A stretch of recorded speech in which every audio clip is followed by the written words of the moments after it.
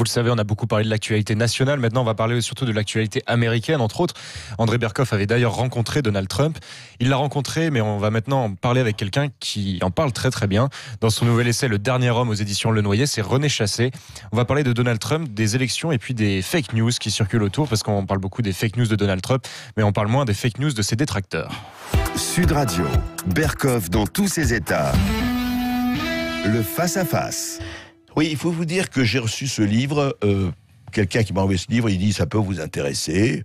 Winkler Chassé, Le Dernier Homme, édition Le Noyer. J'avoue que je ne connaissais absolument pas. Et simplement, et c'est pas parce qu'il y avait Trump sur la couverture, j'ai ouvert et j'ai lu et je ne l'ai pas abandonné. Et ça m'a tout à fait passionné. Pourquoi ? Parce que, encore une fois, les livres sont toujours intéressants. Et plus que ça, quand ils essayent d'avoir un autre point de vue. Vous savez, ici, à Berkoff dans tous les États, comme à Sud Radio, il y a une phrase que j'adore en Amérique, quand ils disent, enfin l'Amérique, les Américains n'appliquent pas toujours, « think out of the box », penser en dehors de la boîte. Donc voilà, c'est un livre qui pense en dehors de la boîte, et qui est pas seulement sur Trump, il parle du Trump, bien sûr, mais il parle aussi de notre monde. Et il parle de notre monde, alors, c'est bien René Chassé, il parle de notre monde. Et alors, je voudrais vous poser la question, vous parlez beaucoup, au début et à la fin, du monde, de l'état du monde aujourd'hui comme stade de football. Expliquez-nous. C'est-à-dire qu'on s'est assez vite aperçu que la France était devenue une sorte de mélange entre un parc d'attractions et un stade de football géant. Y compris d'ailleurs dans la manière de gérer le public. C'est-à-dire que, d'une part, on observe que on ne fait plus appel à la raison ni au raisonnement chez les gens. Notamment, c'est le cas de la plupart des délires que nous citons, que ce soit le véganisme, le transhumanisme, les études de genre aux États-Unis et en France. Mais d'autre part aussi, dans même la nature et la manière dont ont été pensées les lois sur la gestion des manifestations, qui sont immédiatement calquées derrière celles qui ont été faites pour gérer les manifestations hooligans. Et les manifestations hooligans, les supporters de foot. Oui, bien sûr. Oui. C'est-à-dire que c'était ce qui nous a peut-être même le plus frappé, c'est que les journalistes de SoFoot et de l'équipe avaient une analyse peut-être plus fine des mutations qu'il y avait sur la manière de gérer les grandes manifestations que ne pouvaient l'avoir les grands quotidiens de référence. Alors, justement, soyons plus précis là-dessus. Vous dites que en fait, toutes les manifestations sont transformées, soit en fait, quand c'est le côté clair de la force, soit en hooliganisme quand c'est le côté obscur de la force. Précisez un peu. C'est-à-dire que je pense qu'il y a un grand désir partagé d'ailleurs par certains dans la population de régression absolue. Finalement...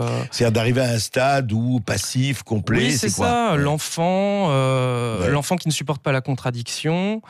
D'une part, tout doit être immédiat, on doit immédiatement exprimer et suivre ses passions, qu'elles soient joyeuses ou tristes.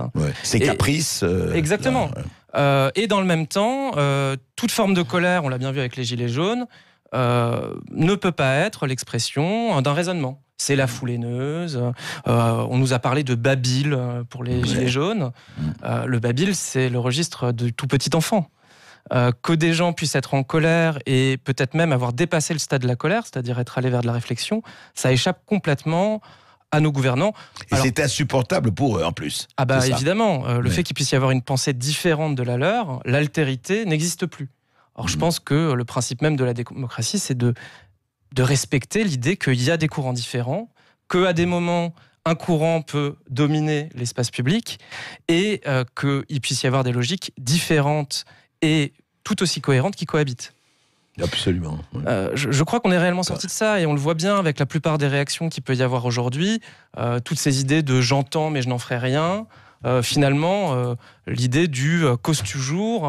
Tu m'intéresses. Voilà, exactement. Vous savez, c'est ce qu'on disait. Vous savez, c'est un vieil adage. La dictature, c'est ferme ta gueule. La démocratie, c'est cause toujours. Mais je crois que là, c'est la réunion des deux. Quelque part, c'est tant que vous ne faites pas de réelles vagues, vous pouvez causer autant que vous voulez, hurler, délirer. Et quand le mouvement devient important, on l'a vu après l'annonce du 49.3 avec cette Assemblée nationale, la Maison du Peuple, barricadée contre le peuple qu'elle est censée représenter. ça dit quand même quelque chose de notre monde. C'est vrai qu'il y avait carrément des barricades, physiquement des barricades. Les murs à Nas qui étaient situés autour.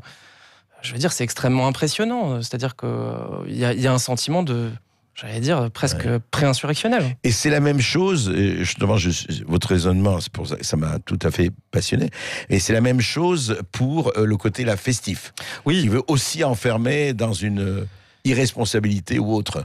C'est-à-dire que on se base sur cette idée que on le voit avec les semaines à thème, les jours 2, qui n'en finissent plus. Si on regarde les calendriers, ils ont été obligés, comme les saints d'ailleurs dans la chrétienté, d'empiler parce qu'il n'y en a pas assez. Il n'y a pas assez de jours dans l'année. Et donc il y a la fête des voisins, il y a le jour journée de la femme, journée de la mère, de la grand-mère, du grand-père, etc. Et peut-être que finalement, ce qu'on pourrait tous souhaiter, c'est un jour sans fête. Parce que finalement cette invitation à communier, à célébrer en permanence un monde qui me semble pas tellement désirable, en tout cas pour une bonne partie de la population, il y a une forme d'indécence. C'est le sous-titre du livre, d'obscénité en démocratie, parce que tout en disant toujours que c'est l'autre, alors quel que soit son beau politique, c'est l'autre qui est le facho, le totalitaire, qui est pas d'accord, mais en même temps on voit bien la force qui se déploie. C'est-à-dire que quand Macron dit qu'ils viennent me chercher, il sait très bien que c'est impossible, vous et moi, on n'a pas la force et la capacité d'aller le chercher.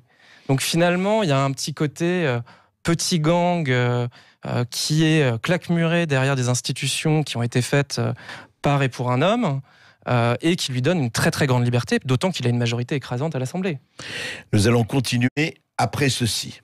Avec Winkler et Chasselet, nous avons René Chassé, et pour un livre passionnant, un livre qui est paru dans une petite maison d'édition, mais courageusement, c'est un livre que je vous demande vraiment, et que je vous invite à lire, commandez-le, je pense qu'il est sur Amazon et autres, Le Dernier Homme aux éditions Le Noyer, La Valette.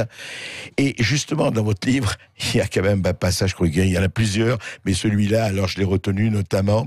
Déjà en 2017, en réponse à Donald Trump, qui affirmait que la France n'était plus la France, il me l'a dit aussi quand je l'avais interviewé, le président de l'époque, François Hollande, avait invité son homologue américain à venir à Euro Disney pour qu'il comprenne ce qu'est la France. Je répète, venez à Euro Disney, disait François Hollande, et vous allez comprendre ce qu'est la France. Là, franchement, je me dis, non, c'est pas possible, et j'ai vérifié, et vous avez tout à fait raison, mais c'est comment on en arrive là? Je crois qu'il y a eu un processus graduel. Je pense que la plupart des partis qui, il y a encore 10 ans, on appelait partis de gouvernement, sont dans une opposition qui est globalement assez feinte, sur, en tout cas, le volet qui me semble le plus important pour faire société, qui est le volet économique. C'est-à-dire qu'on voit bien que... Tout le monde est d'accord sur la même... C'est-à-dire que voilà, avec Maastricht, avec le TCE, on est bien obligé d'aller dans un certain cadre. C'est pour ça que le traité constitutionnel a été fait au départ. Et c'est pour ça qu'il a été rejeté par 55% des Français, et on s'est assis dessus. Évidemment, de la même manière que quand il y a eu le Brexit, on nous a dit qu'on allait revoter, enfin qu'ils allaient voter en l'occurrence.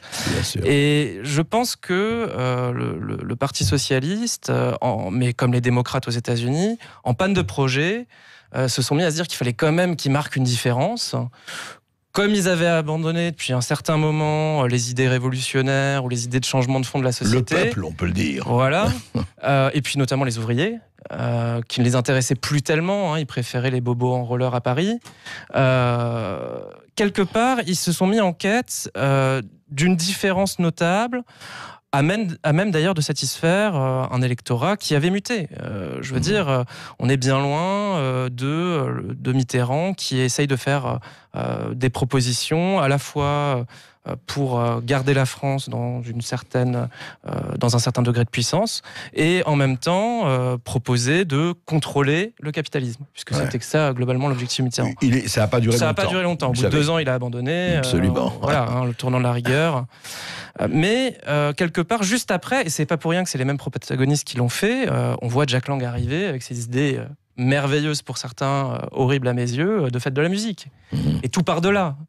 Finalement, la fête de la musique, qui est une sorte de ressucé de fête des solstices, ou d'une sorte de sous-carnaval, mais sans l'aspect métaphysique, a abouti à ce que la gauche, on va dire de gouvernement, se transforme petit à petit, au gré d'ailleurs des modes américaines. Et surtout, on est chassé des minorités. On avait les minorités actives, hein. Les genres, les LGBT, les féministes, enfin les néo-féministes, etc. C'est ce qu'on montre bien dans le livre. Pour prendre juste l'exemple des démocrates et de l'ancienne campagne avec Hillary Clinton, sur le site du Parti démocrate, il y a pour les LGBT, pour les latinos, pour les afro-américains, il y a des catégories dans le site pour toutes ces populations, sauf les mâles, blancs, hétéros.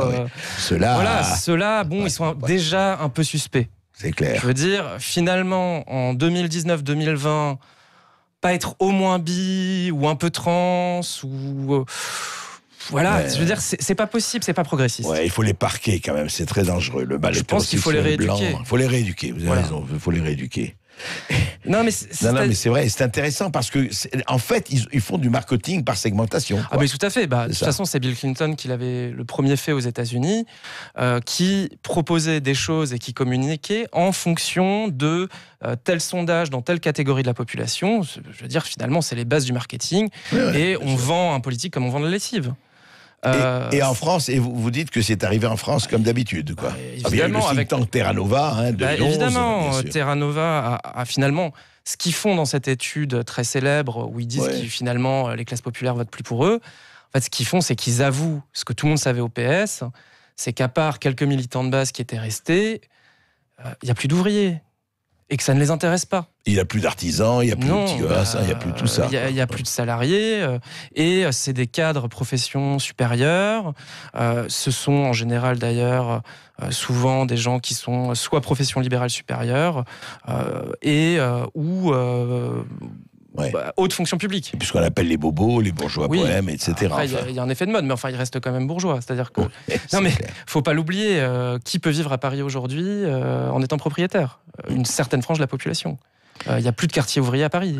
Mais alors, est-ce que vous estimez, justement, on parle du dernier homme, est-ce qu'on en est là ? Mais on va citer Nietzsche, oui, bien sûr. Nietzsche, bien sûr, ainsi parlait Zarathustra.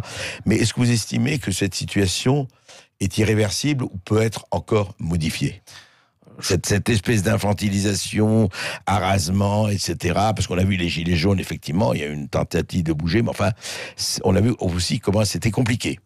C'est très très compliqué. Les institutions de la Ve République sont extrêmement puissantes, verrouillées. Il y a très peu de marge de manœuvre de toutes parts. Et puis on voit bien le clientélisme actuel du gouvernement vis-à-vis de la police. Immédiatement après les annonces de la réforme des retraites, on leur dit qu'ils vont garder leur statut. Alors qu'on nous disait dans le même temps, mais vous savez, le système des retraites, il est tellement favorable, il est tellement universel, tellement merveilleux qu'en fait, pourquoi on l'a pas fait avant ? Sauf que les gens sont pas dupes. Alors, pour revenir peut-être un peu plus là-dessus, sur cette idée du dernier homme, je pense que Trump, c'est la synthèse de deux pulsions antagonistes américaines. C'est à la fois le puritain et le débauché. C'est le puritain parce que, comme vous l'expliquez dans votre livre, il boit pas, il fume pas, il se drogue pas. Et en même temps, sur son amour des femmes, on peut pas dire qu'il soit tout à fait dans la morale puritaine américaine. Absolument. Et je pense que ce paradoxe, c'est ce qui fait qu'il arrive à rassembler. Quand on écoute les discours de Trump, j'écoutais encore un de ses discours hier pour venir vous voir, il ne parle quasiment qu'au nous. Ce qui est vraiment une grosse différence. Hillary Clinton ou les cadres du Parti démocrate ne cessent de dire « vous », telle catégorie de la population, vous devez voter pour moi parce que moi je suis pas raciste, parce que je suis pas phobe de quelque chose, parce que maintenant tout est phobie. Je suis pas dans la cage aux phobes. Exactement. Et en fait, si on regarde bien, Trump qu'on nous a présenté de manière assez caricaturale en France, même s'il sait se caricaturer lui-même, il est assez fort là-dessus. Trump ne parle que de nous, de l'Amérique, un peuple qui se rassemble. Eh bien justement, on a parlé des manifestations des Gilets jaunes, du manque de dialogue entre le gouvernement et le peuple. On a aussi parlé de Maastricht, du référendum de 2005, peut-être d'un consensus des politiques autour d'idées économiques. On a aussi brièvement parlé du Brexit, mais on a aussi parlé de Donald Trump. On aimerait en parler plus. Alors pour ça, il faut nous appeler au 0826 300 300. Vous avez peut-être des questions à poser à notre invité. Donc vous nous appelez au 0826 300 300 et on se retrouve juste après les informations. Et nous continuons la conversation avec un livre passionnant que je vous recommande vraiment, Le Dernier Homme de Winkler et Chassé aux éditions Le Noyer, La Valette. Vous trouverez sur Amazon, c'est une petite édition, mais c'est un très très bon livre. Et puis maintenant, les auditeurs de Sud Radio, nous les attendons. Et justement, c'est le quart d'heure que vous attendiez tous, où vous allez pouvoir poser vos questions en toute liberté à René Chasset, pardon. Et tout de suite, nous avons Christophe qui nous appelle d'Aix-en-Provence, près de la Méditerranée. Oui, justement, bonjour il vient Christophe. nous parler de la Grèce. Bonjour. Oui, bonjour à tous. Bonjour Aurélien qui se débrouille très très bien pendant l'intérim. Augustin. Augustin. C'est gentil. Tant pour moi, excusez-moi. Oui, il se débrouille très bien, absolument. Voilà. Je confirme. Bonjour Monsieur Berkoff et Bonjour. particulièrement je salue l'invité pour sa pertinence. Merci. J'ai une petite intervention sur 3 points, mais je serai très rapide. Allez-y. La première chose, vous savez que le russe protège tous les orthodoxes, les bulgares et les grecs. Ouais. Et vous savez aussi que le rôle éminent du christianisme orthodoxe est maintenant ou sera dans la constitution russe. Absolument. Donc il y a un très très très très grand danger d'embrasement au-delà même de pauvres gens, parce que c'est quand même des pauvres gens, les migrants, quoi qu'on Bien en sûr. dise. Qui, Oui, oui. bon. Non, mais ils sont manipulés là-dedans. Ils sont totalement manipulés. Mais il n'empêche que c'est des pauvres gens. Oui, je sais. Des pauvres gens dans le sens Je sais. que ce sont des gens qui souffrent. Bon, moi je voudrais dire, et puis après j'ai un petit point à conseiller. Allez-y, vous m'avez dit que vous allez être rapide, Christophe. Mais je suis rapide. Là, Allez-y. vous, en tant que Libanais, vous connaissez Ougarit. Je connais Ougarit. Le New Ougarit, York oui, de- oui, bien sûr, bien sûr. Bon, eh bien, notre situation ressemble beaucoup à la situation qui a généré la fin d'Ougarit par les peuples de la mer. Mais pour rester dans le concret, moi je conseillerais, il faut conseiller au président Macron d'abandonner la diplomatie traditionnelle. Le Drian, c'est pas qu'il est mauvais, mais il faut mettre un plénipotentiaire direct qui est à la fois turcophone et à la fois russophone. Et de préférence un littéraire, parce que l'esprit turc vénère les poètes. Eh bien, écoutez, on va transmettre ça au président de la République. Je comprends que ce sera dit et on verra s'il va le faire. Pour le moment, ce sont des grandes déclarations. Mais Christophe, je vous promets, on transmet. D'ailleurs, il l'aura probablement entendu, ce que vous avez dit. Et on va suivre ça parce que ça risque effectivement de s'embraser. Vous avez tout à fait raison. Et on reste sur le sujet de la Grèce avec Julien qui nous appelle de Montpellier. Bonjour Julien. Oui, bonjour. Ce qui se passe à la frontière gréco-turque est absolument très très grave parce que moi j'ai vu les images, vu les images de pauvres gens, comme le disait l'auditeur précédent, de pauvres gens qui attaquaient les gardes frontières grecs à coups de... Oui, de pierre, etc. À coups de tout. pierre, Et d'armes à feu pour certains. Oui, quelques armes à feu et des gaz lacrymogènes. Enfin, il y avait de tout, quoi. Oui. Et vous savez combien sont venus à la frontière en 5 jours? Presque quasiment 35 000 personnes. Absolument. Et je viens de voir aux dernières nouvelles que... Attention, hein, faut arrêter votre portable. Oui, allez-y. Les Grecs, les Turcs ont déployé 1000 policiers pour empêcher les réfugiés de refluer vers la Turquie. Tout à fait exact. Et même, il faut dire plus. Erdogan les envoie par autobus, etc., gratuitement, etc. Et même, de manière forcée. Il paraît aussi qu'il aurait libéré des prisonniers pour mieux les envoyer à la frontière. Ça, j'ai pas la confirmation, mais voilà. C'est un mouvement organisé, bien sûr. Et pour une fois, vous avez employé le mot exact qui me revient dans mon esprit, c'est le mot envahisseur. Parce que moi, j'ai le souvenir des réfugiés pendant la guerre de 40. On voyait quoi? On voyait des femmes, des enfants, des vieillards. Exact. Alors que là, ce sont des hommes en pleine forme de l'âge, qui ont moins de 30 ans. Absolument. Et qui ne sont pas principalement des Syriens. Il y a beaucoup d'Afghans, de Pakistanais, de Somaliens, d'Érythréens, des gens qui viennent de pays merveilleux où tout le monde a envie de partir en vacances et de passer sa vie là-bas. Ouais. Et je trouve que vraiment, l'Europe devrait... Je suis désespéré de voir que l'Europe, dans un placement humanitaire, dans un sentiment humanitaire, va sûrement encore les accueillir. Alors que vraiment, on a déjà accueilli pas mal de monde. Par exemple, ici, à Montpellier, nous avons des tas de mineurs isolés qui, pratiquement tous les jours, défraient la chronique judiciaire par...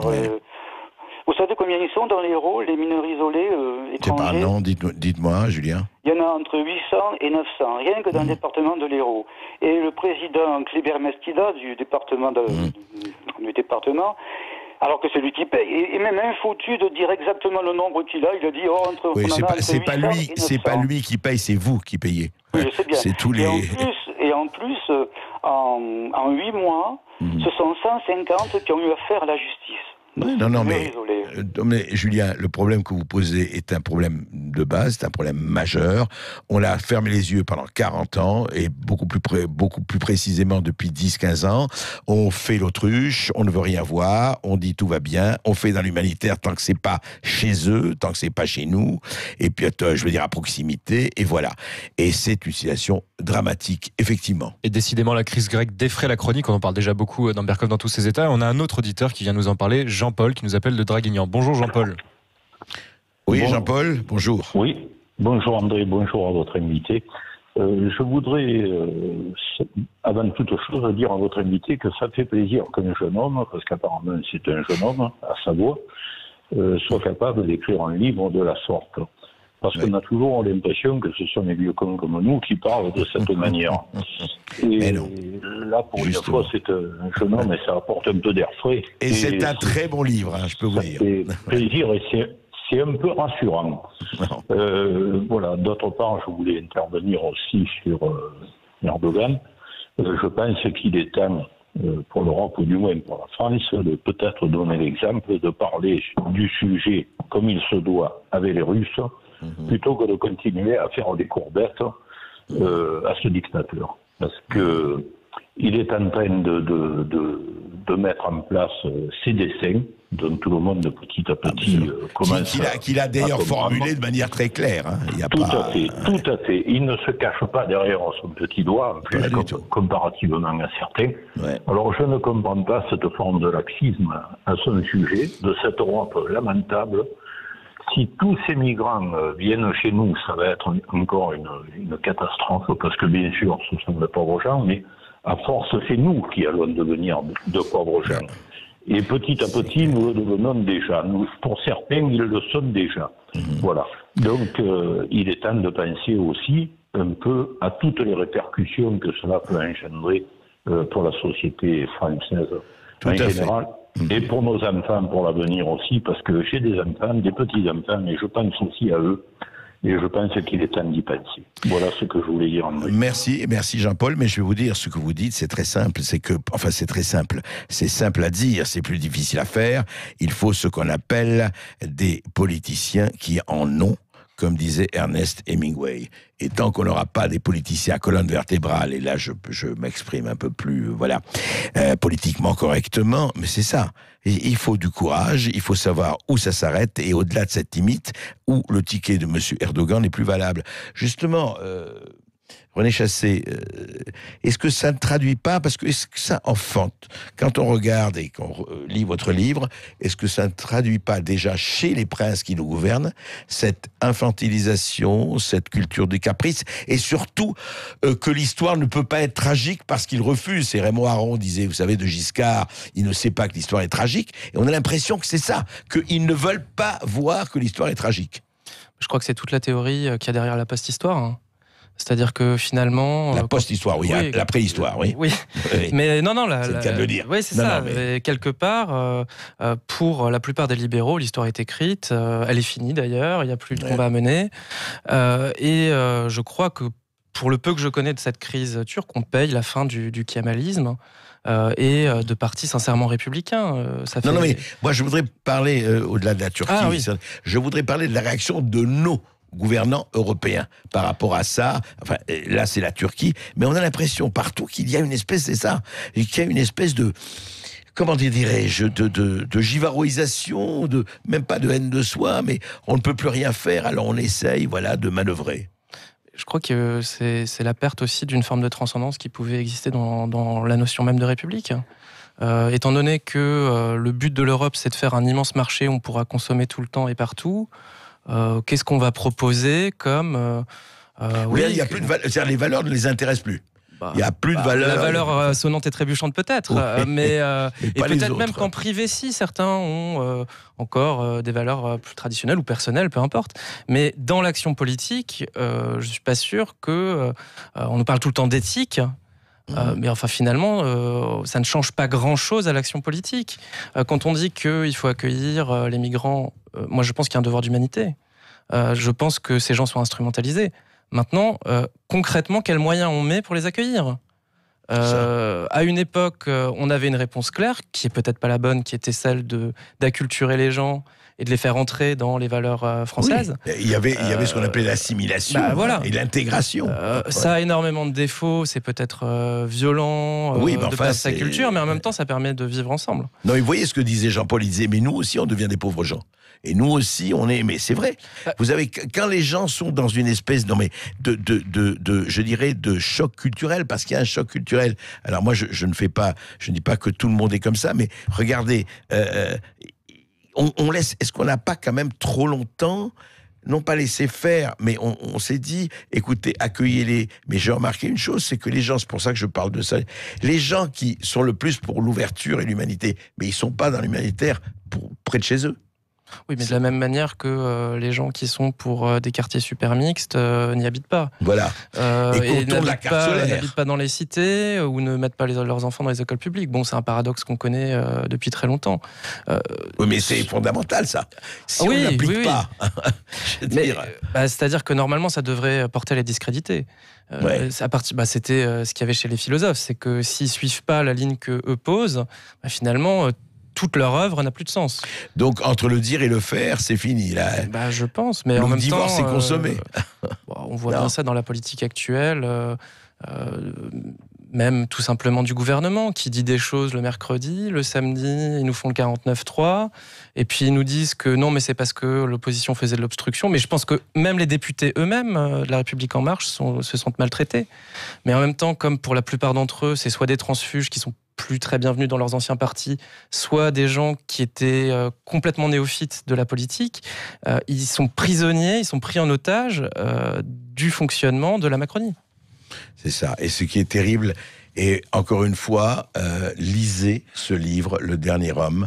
C'est un livre passionnant parce qu'il montre une autre lecture de ce qui se passe, et une autre lecture qui n'est pas simplement tributaire du marché, n'est pas seulement tributaire de la loi financière, et qui dit effectivement, et juste je voudrais finir par cette merveilleuse phrase de Nietzsche, on n'a pas le temps de lire le tout, et il dit ceci: je vous le dis, il faut porter encore en soi un chaos pour pouvoir mettre au monde une étoile dansante. Je vous le dis, vous portez en vous un chaos, ne l'oubliez pas.